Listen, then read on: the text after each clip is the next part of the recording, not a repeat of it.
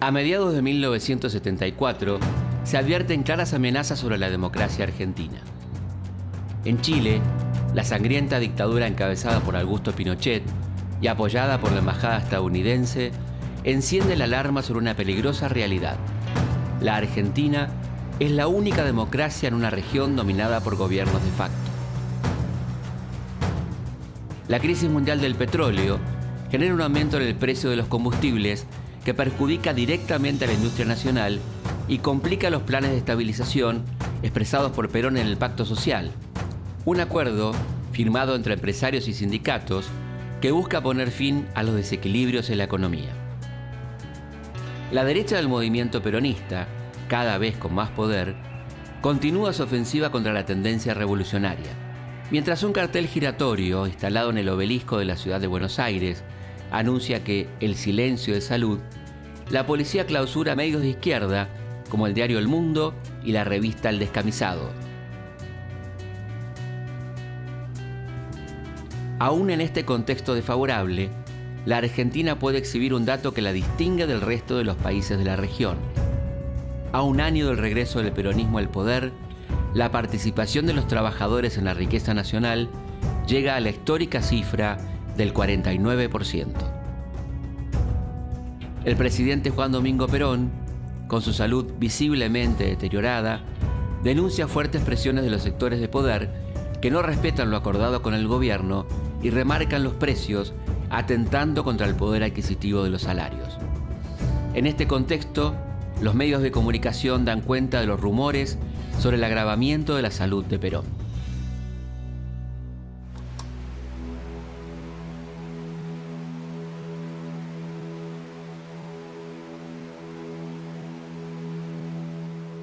La posible muerte de Perón siempre estuvo ahí en el candelero político y en el candelero emocional de la gente. Yo recuerdo ya en la década de los 60, la revista política y social que más se leía y que realmente fue paradigmática dentro del periodismo nacional era Primera Plana.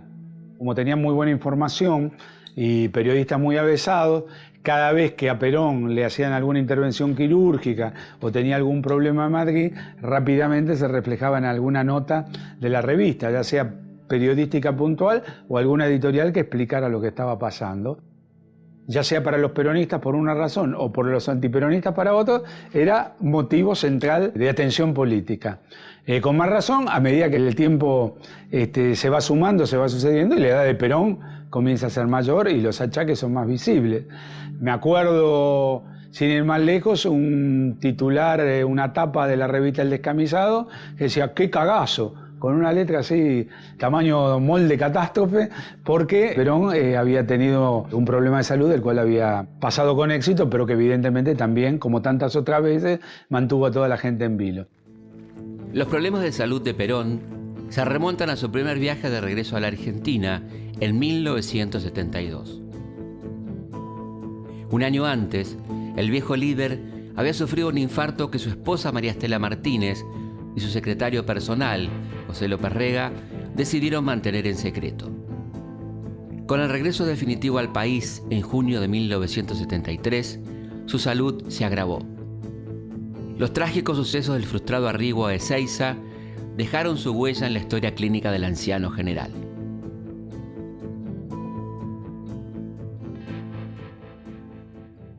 Era un paciente vascular, un paciente que ya hacia noviembre del 72 ya había tenido ese año un infarto de corazón en la cara diafragmática, de abajo, o sea, en la parte de abajo del corazón.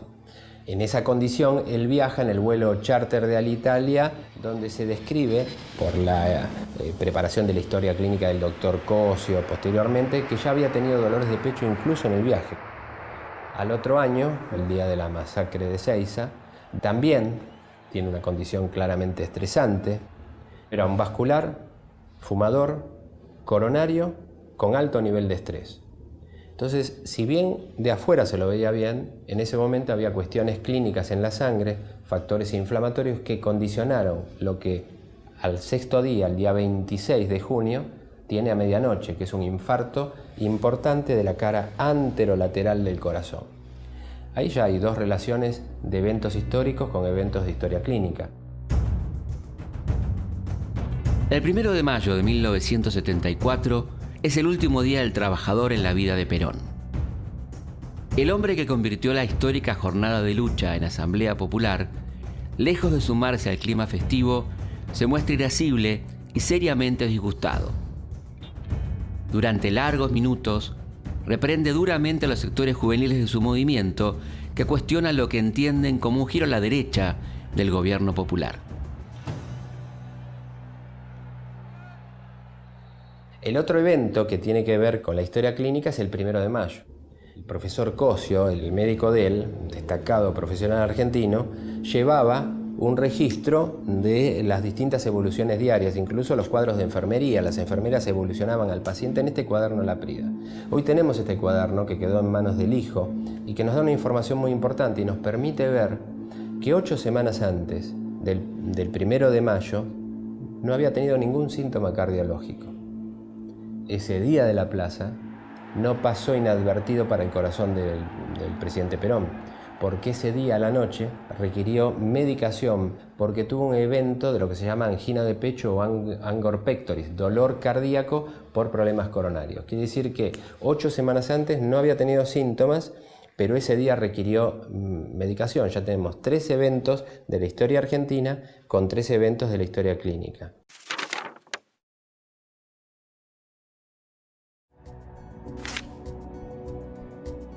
Ante el agravamiento de la situación económica del país, el 12 de junio de 1974, el presidente Perón decide convocar al pueblo a la Plaza de Mayo.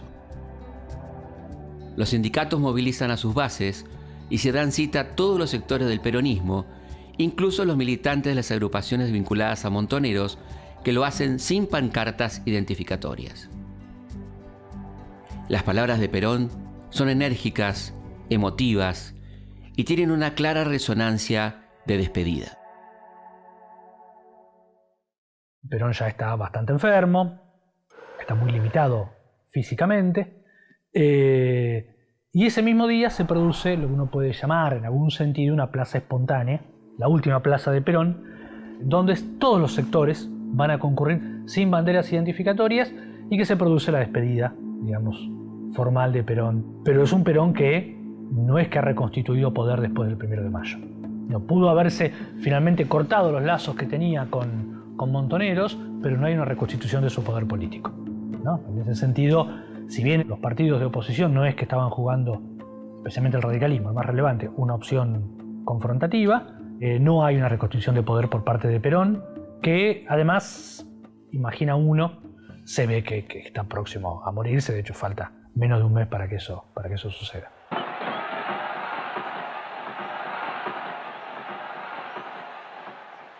Les agradezco profundamente el que hayan llegado hasta esta histórica Plaza de Mayo. Yo llevo en mis oídos la más maravillosa música que para mí es la palabra del pueblo argentino.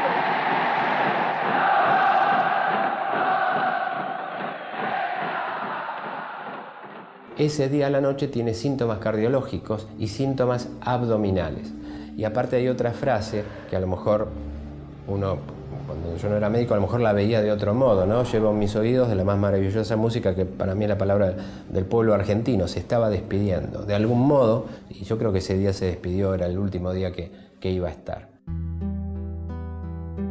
Los últimos acontecimientos aceleran el deterioro de la salud del presidente, que decide delegar el mando en su esposa, la vicepresidenta María Estela Martínez de Perón. Al asumir como primera mandataria, hace un dramático llamado solicitando la comprensión y la solidaridad de todos los argentinos en momentos tan difíciles. Inmediatamente recibe el apoyo de todos los sectores políticos, los sindicatos y las Fuerzas Armadas. Ha habido comentarios así a nivel de calle de que uno, por un lado, cambios de gabinete, por otro lado, que su regreso apresurado obedecía a que el general no andaba bien. Por eso queremos su palabra para desmentirlos o confirmarlo. No, todo es infundado, todo es infundado. Él hasta con un pequeño resfrío como cualquier hijo de vecino, pero no hay ningún problema, está trabajando más tranquilo. Está con un resfrío parecido a este que tengo yo, pero ya anda bien.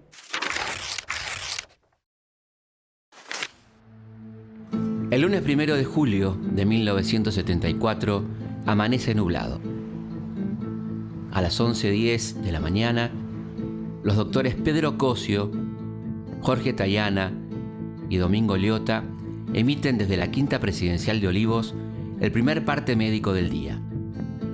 Apenas 15 minutos después, informan que la salud del presidente se agrava y que está siendo asistido con todos los recursos terapéuticos requeridos. A las 12:10, el cuerpo médico da detalles a la presidenta y sus ministros sobre el paciente y declaran que la reagravación del teniente general Juan Domingo Perón se debe a un paro cardíaco que ya ha sido controlado.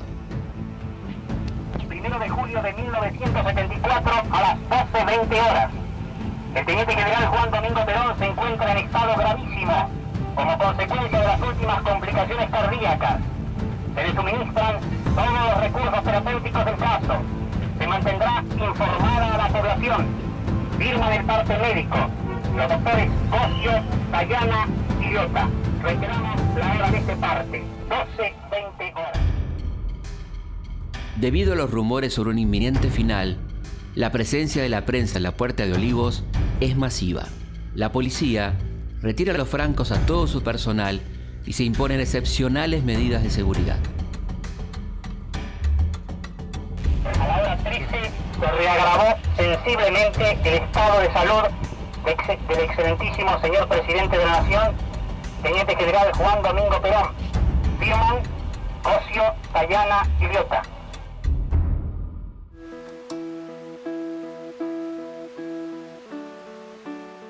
Así es como termina la vida del paciente, con un paro cardíaco por seguramente una complicación coronaria.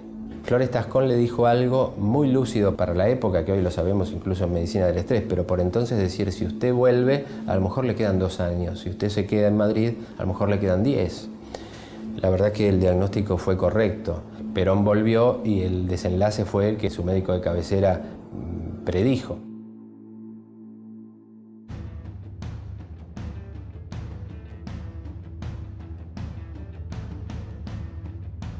A pesar de los esfuerzos de los profesionales, a la 1:15 del mediodía, el referente de la clase obrera, que ha sobrevivido a todos los intentos de borrarlo de la historia, entra en la inmortalidad.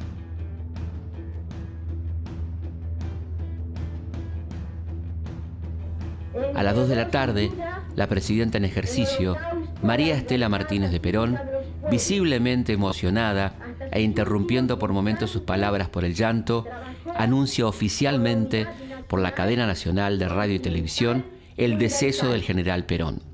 Con gran dolor debo transmitir al pueblo el fallecimiento de un verdadero apóstol de la paz y la no violencia. Asumo constitucionalmente la primera magistratura del país, pidiendo a cada uno de los habitantes la entereza necesaria dentro del lógico dolor patrio para que me ayuden a conducir los destinos del país hacia la meta feliz que Perón soñó para todos los argentinos. Ruego a amigos y adversarios que depongan las pasiones personales en bien de una patria libre, justa y soberana.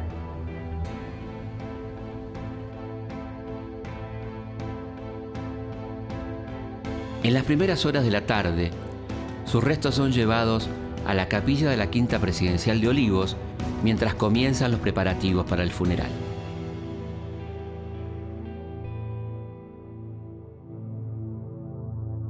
En el caso de los honores que corresponden para una ceremonia fúnebre de un teniente general, se vieron magnificados por 3 aspectos. El primer aspecto era fundamental, que él era teniente general en actividad. Después, otro aspecto tan importante como el anterior, o más capaz, que era presidente de la Nación Argentina y comandante en jefe de las Fuerzas Armadas. Y una tercera variable que, digamos, entraba en la cuestión, era la que era Perón. O sea, un ser nacional y popular que lamentablemente había dejado de existir.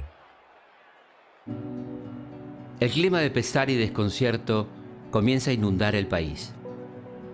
Mientras la Confederación General del Trabajo decreta un paro de 48 horas en señal de duelo, al que adhiere el empresariado nacional, agrupado en la Confederación General Económica, todas las radios del país modifican su programación y solo emiten música sacra y flashes informativos. A las 3 de la tarde, miles de personas se convocan espontáneamente en la Plaza de Mayo para homenajear a su líder. Portan afiches, pequeños retratos y banderas con la imagen del presidente fallecido. Minutos más tarde, desde los altoparlantes, se las invita a desconcentrarse y a esperar en sus casas los comunicados oficiales. Pero la gente se niega a abandonar la histórica plaza, la misma que había consagrado a Perón como líder popular.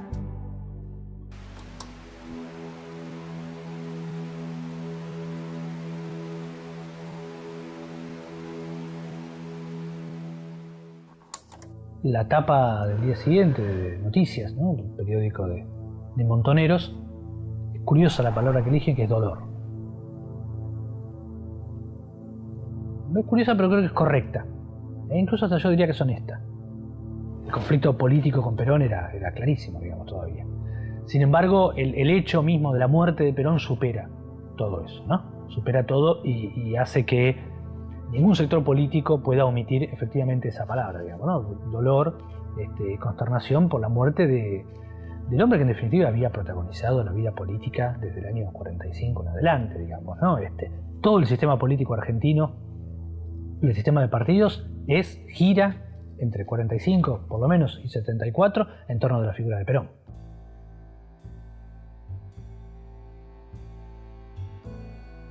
Poco antes de las 10 de la mañana del martes 2 de julio de 1974, el cortejo fúnebre recorre las avenidas Libertador, Leandro Alem y Rivadavia en dirección a la Catedral Metropolitana, donde se oficia una misa de cuerpo presente.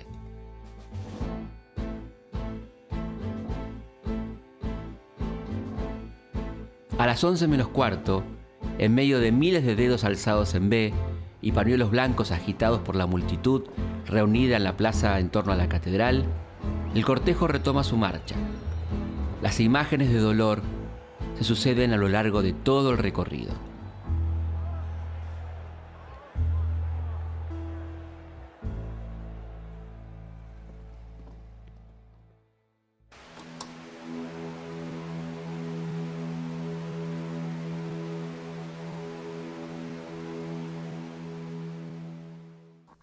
El cordón de honor estaba constituido por 8.000 efectivos, 6.000 de la Fuerza Ejército, 1.200 de la Armada Argentina y 800 de la Fuerza Aérea Argentina. Gran cantidad de oficiales, suboficiales y soldados al paso del cortejo fúnebre del Teniente General Perón se emocionaron. Un ejemplo de esto es la famosa foto del soldado que, conmocionado y profundamente emocionado, rompió en llanto haciendo el saludo 1 con su fusil al hombro al pasaje del cortejo fúnebre del Teniente General Perón.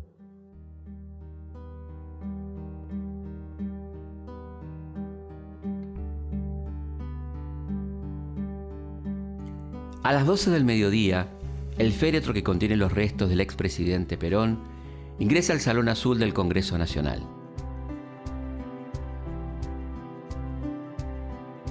En la cabecera del ataúd se coloca el mismo crucifijo que presidió el velatorio de Eva Perón en julio de 1952. La muerte del líder impone una obligada tregua en las disputas internas del movimiento. En las calles se percibe una profunda tristeza y una sensación de incertidumbre.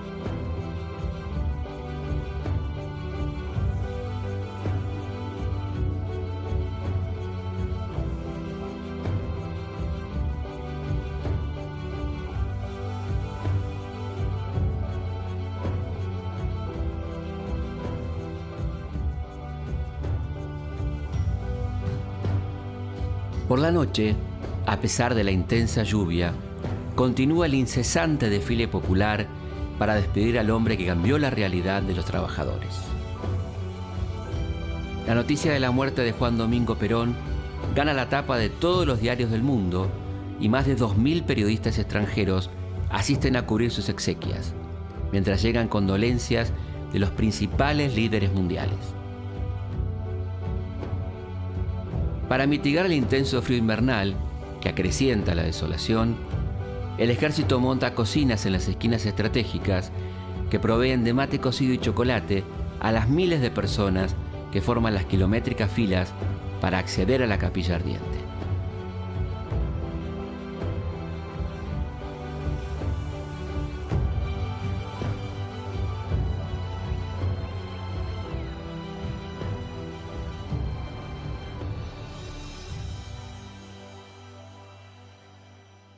El día 4 de julio, en el Salón Azul de la Honorable Cámara de Diputados de la Nación, se producen los discursos de despedida al presidente y teniente general Juan Domingo Perón. 12 discursos de despedida se producen y a partir de ello se concluye con el velatorio.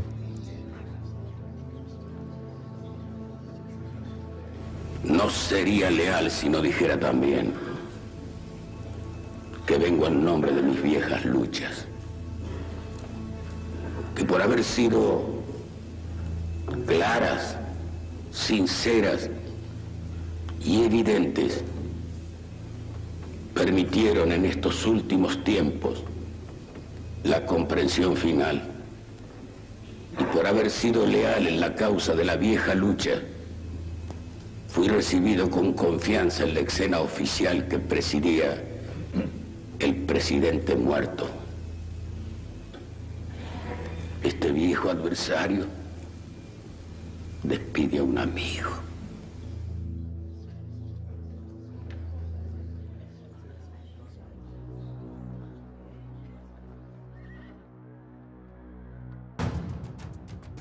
A las 10 de la mañana del jueves 4 de julio se da por terminado el velatorio, que ha sido transmitido ininterrumpidamente por Canal 7. En el momento que se cierran las puertas del Congreso, se producen graves incidentes entre los asistentes que pugnan por entrar y la Guardia de Infantería de la Policía Federal, que arroja granadas de gases lacrimógenos. Más de 1 millón de argentinos quedan sin poder dar el último adiós al general Perón.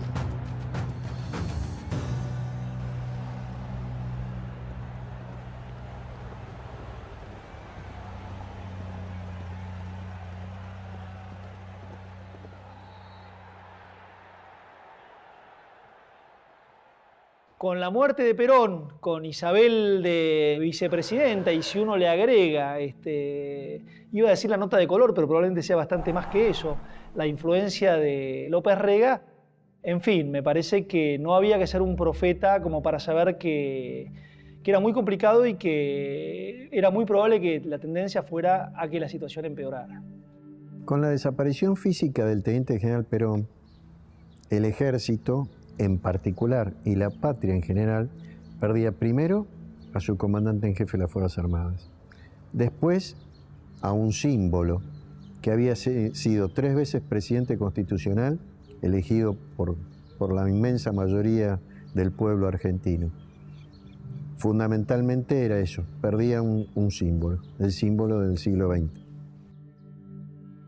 Lo concreto es que Perón se murió, y con Perón se murió un periodo importantísimo de la vida del pueblo argentino, y que realmente él en su figura y en su nombre, que hasta parece predestinado, porque Perón es algo onomatopéyico que suena a explosión, a lucha. Si se hubiera llamado por ahí García o Pérez nunca hubiera pasado nada, pero se llamaba Perón, y aquel famoso yo te daré patria hermosa, te daré una cosa que empieza con P, y toda la gente gritando Perón, era como un himno de guerra, y evidentemente cuando él se murió ese himno de guerra, digamos, que hizo que la gente viviera mucho más feliz en la Argentina y pudiera tener acceso a la educación, al trabajo y a la salud como nunca antes.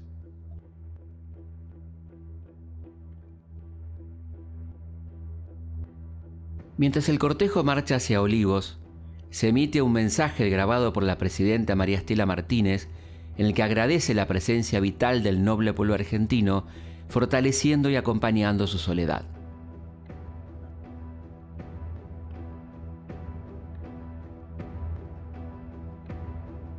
A las 12 del mediodía del jueves 4 de julio de 1974, el féretro es depositado en la capilla de la residencia de Olivos. La lluvia ponía un dramático telón de fondo para aquella jornada que era la antítesis de los días peronistas. No brillaba el sol, el líder ya no estaba y densos nubarrones se cernían sobre el horizonte. Perón dejaba en la Argentina un vacío proporcional al tamaño de su figura política.